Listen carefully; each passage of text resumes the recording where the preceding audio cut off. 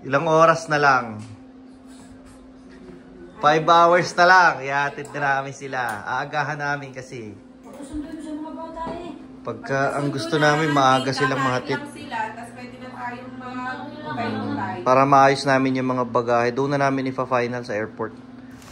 Today is the day, guys. Ito yung hindi exciting part, ika nga. So nakaayos na ang lahat ng mga bags, luggages nila.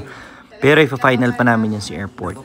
So pinapasok na nga pala namin today yung mga bata kasi nga kahapon ay kasama namin sila sa downtown. So hindi sila nakapasok sa eskwela. And since it's Friday at gusto nilang mahabol yung mga na-miss nila yesterday, ay hinayaan na namin silang pumasok. And then pagsundo ko sa kanila, yun naman yung time kung kailan magre-ready tayo para ihatid na si Mama at si Ninang sa airport.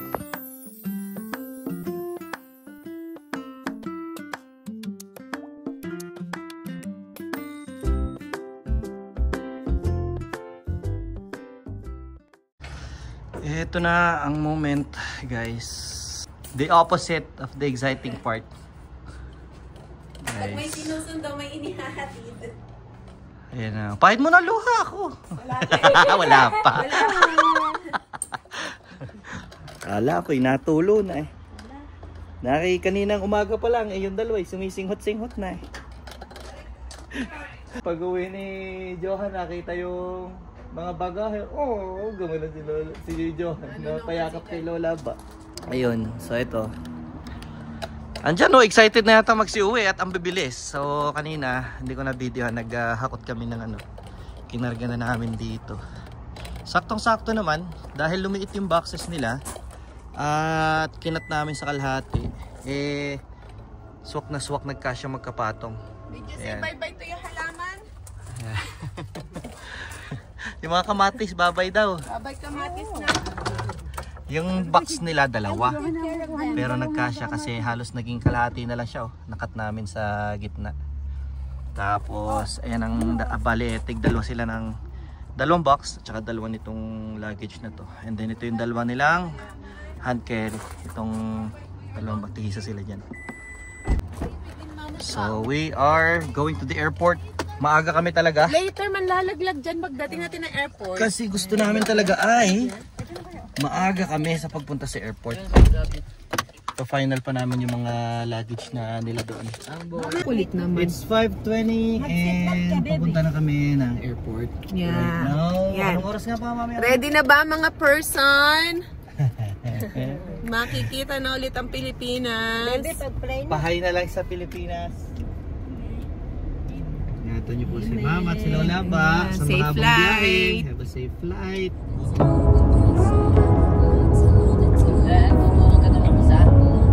Sometimes nga daw, he will experience. He will try. Lagi mo kasi tinatakot.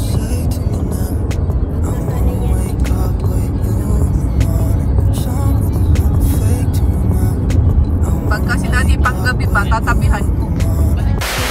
Kumuha tayo ng card. Oh, kukuha tayong card. Dito na tayo, guys.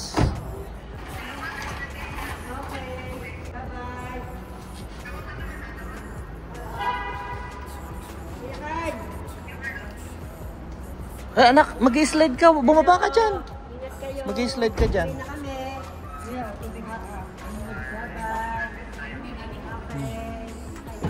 Dapat i-rem mauna sa baba. Hindi.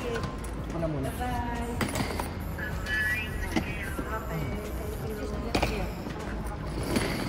Sige na, ingat kayo. Dito kaya lang pinili ko dito kahit mas mahal.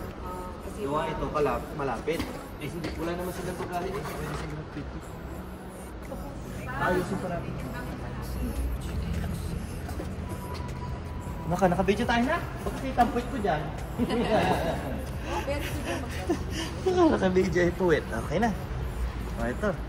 Pasok na tayo sa loob para mag-check-in ng luggage. Ano? Lamig. Na. O, tara, tara. Doon tayo.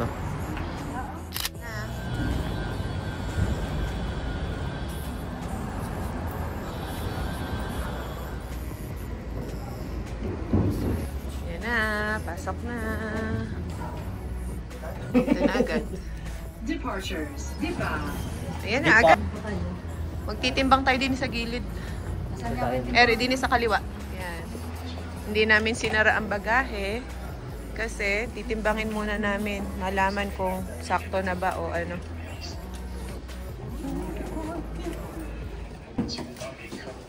Oh, 0.9 lang. Babawas lang ng kapraso. Ito ay... pwede na yan. Pwede na to. Oo. Ano yung carry-on nila, mami?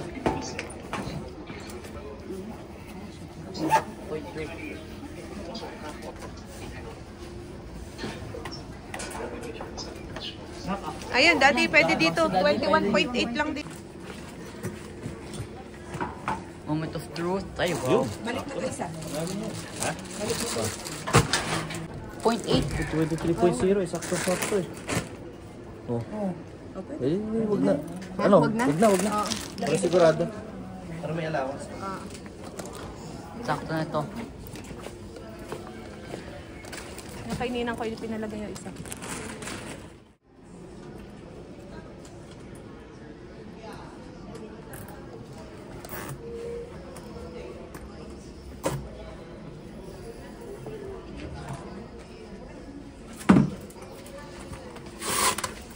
Ginawa natin dati, meron dito.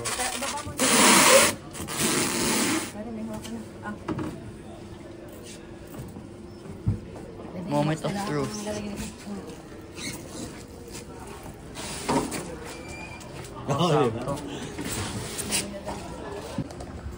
Okay na siguro to. Pwede na to, pwede na to.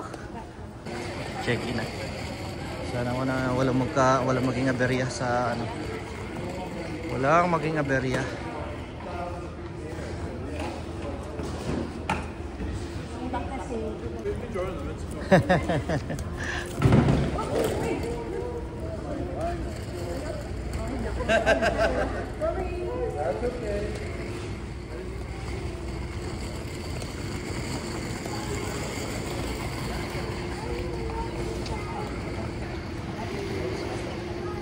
Pag sa WestJet, maluwag talaga sila sa mga bag. Kahit malaki, backpack mo, walang problema.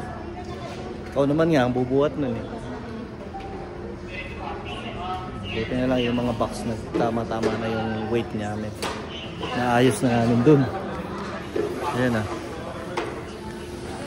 Ayos na. So, papasecurity na kami. Nagdala na yung mga luggage. Pagkahon pala yung pala hindi tinatanggap doon sa kanilang conveyor na diretso na. Dinadrop pa sa oversized baggage, oversized luggage. Kakain muna, magkakarga muna para siguradong di magutong. Siyang pakain ay mamaya pa sa Vancouver pa matagal pa rin sila maghihintay ng pagbiyahe. Alis sila dito sa Calgary ng alas 10 ng gabi. And then sa Vancouver alis sila ng alas 2 ng madaling araw.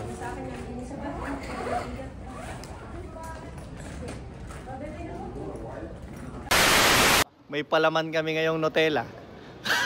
Naharang. Ano, bakit? Daw? Anong problema dun? Malaki para sa luggage. Ha? It's too big. Kaya nga. Too big for liquid ba yan considered? Nutella pala ang problema. Eh kasi guys, anong nangyari? Yan ay labis doon sa kanilang luggage nung kinilo namin. Kaya ang ginawa namin, inilagay namin doon sa kanilang hilahilang maliit. Kanino ba yun? Kay mama? Kanina? Kay mama. So yun yung hinarang sa kanila. Nako, sana makuha nila lahat ng gamit nila ng maayos doon. Kasi naipit na. May isa pa daw. Why this? Yung na kay Lola pa. Meron pa. Lesson learned. Likido kasi pa rin siya eh. Paste na yan eh. Yan ang problema nila guys kasi ay sobrang dami talaga ng kanilang bagahe. Hindi namin alam paano pagkakasyahin. So yung mga extra na kilo tinanggal namin. Pa naman, may surrender. Inilagay namin sa ano nila, doon sa kanilang carry-on. Mga nasa carry-on ang naharang. Kasi bawal pala ito. Pagka talagang sagad na sagad. Sa halip nandun kasi dapat yung mga Nutella na yan eh. Kaso wala nang space eh. Isosoli na namang item. Baking powder yata kung ano ba to. binili. Ha? Ano ba yun? Oo. Oo nga, no? Oo, okay lang. Pag ano po, may papadala po kayo na drinking spreadables bilang para sa kayo. 100 mils pababa. Tapos kasi sa isang litrong bag, pwede na po. Pero yung pag-word ba lang po, kailangan mas magandang i-check. Galing din ba ito sa check? Ito kasi umapaw na eh, kaya... Ito yung habol ng kay Lola Abana. Gusto nang Hindi natin. May time pa ba? May time pa naman po. Kaso nakaano na sila. Okay lang. Thank you. Salamat ate ha. Yun ang naging problema. Ayun pala Guys, ng more than. Ito pala, kahit spread ay sobrang laki pa din. Hindi rin pala ito pwede. Mga spreadable. Ano ito tawag nila? Spreadable. O mga spreadable Kailangan na 100 ano ganyan. lang. Kailangan mababa lang. 400 grams at saka isang 1 kilogram. Kaya naiwan, sayang. Ito pa naman ay talagang isiniksik ni Lola Aba sa kanyang carry-on. Ito naman, guys. Alam ko na kung bakit kayo naharang ni Rick. Buti na lang may Pinoy dyan. Yan lang ang naharang sa inyo. Ano yung kay mama? Ba't tumunog? Yung sa katawan. Kaya, Ay, dapat nasagot niya agad. Sinagot niya agad. Sinabi niya na may opera siya. Operation. Oo. Kasi hindi talaga madedetect yun. Dahil Hindi. nandun sa ano. Wala Hindi. kayo naiwan. Lahat ng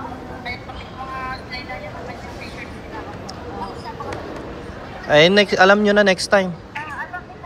C55. C55.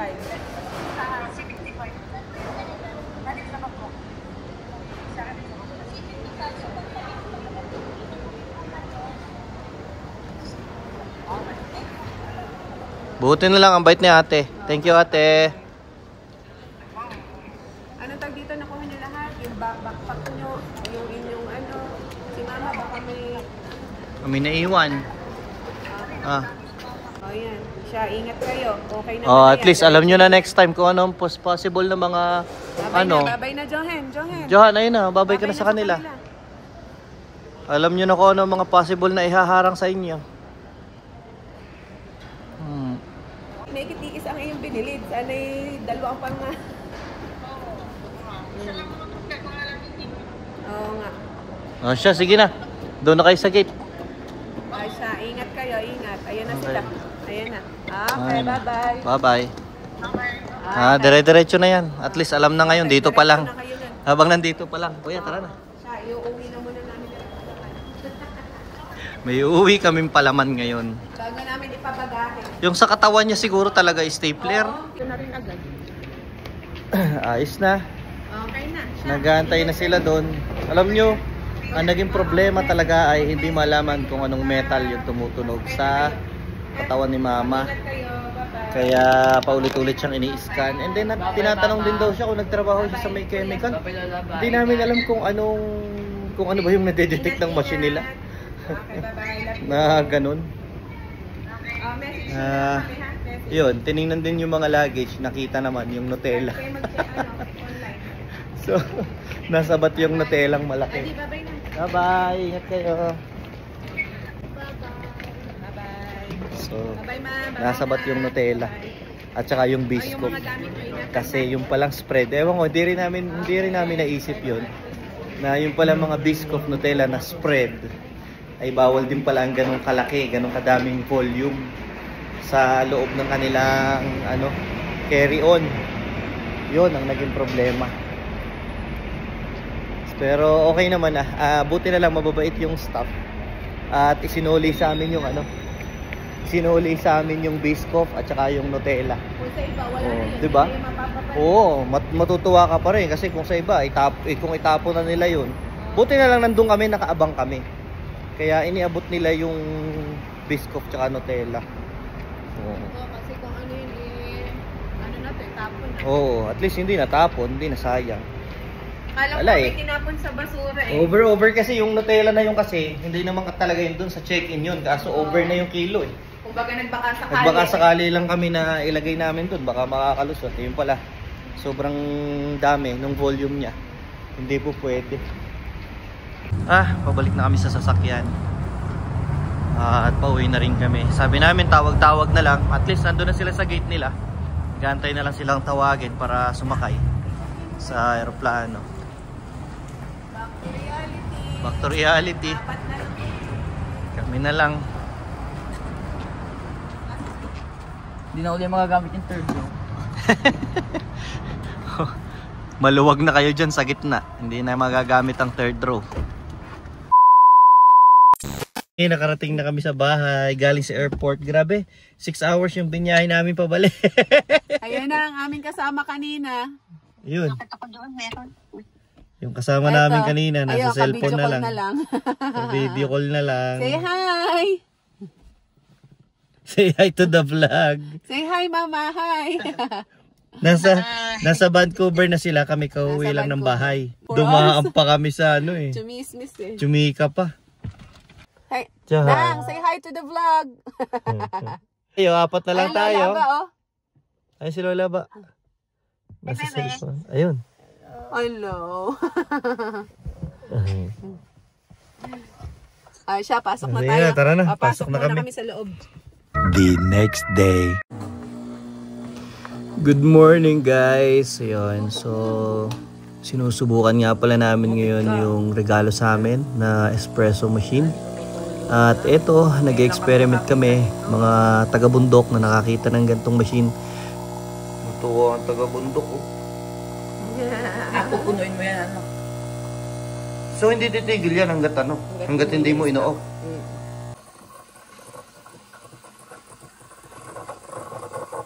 Kapal na, oh.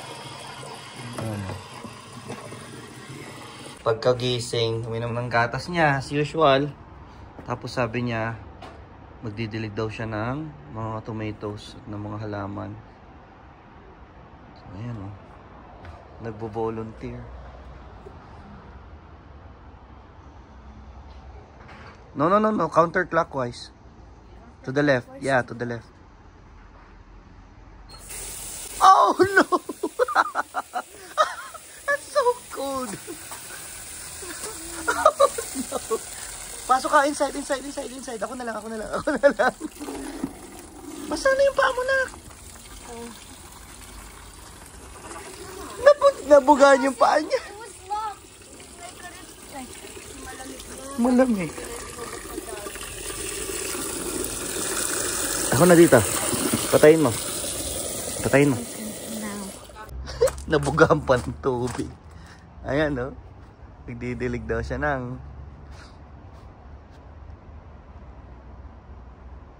so kagabi late na kami nakauwi kasi may dinaanan pa kaming kaibigan. Sipag niyan. Oh, didilig ng kamatis. And the other plants, okay? Ngayon tanghali na kami lahat nagising tapos ganito pa yung ano, yung langit oh. Sobrang dark. So sabi nila napaka-gloomy naman tapos parang ang lungkot. Sabi namin parang ang lungkot. Sabi ni Johan kasi wala na sila. Yeah. Do this one. Tapos paglabas niya ng pinto, nakita niya to. Sabi niya, "Oh." Paglabas niya, nakita niya yung pinto, nakita niya yung tsinelas ni Lola ba. Nalungkot na naman. Lalo na pagka naligo na yan at saka nag-CR na yan. Oo.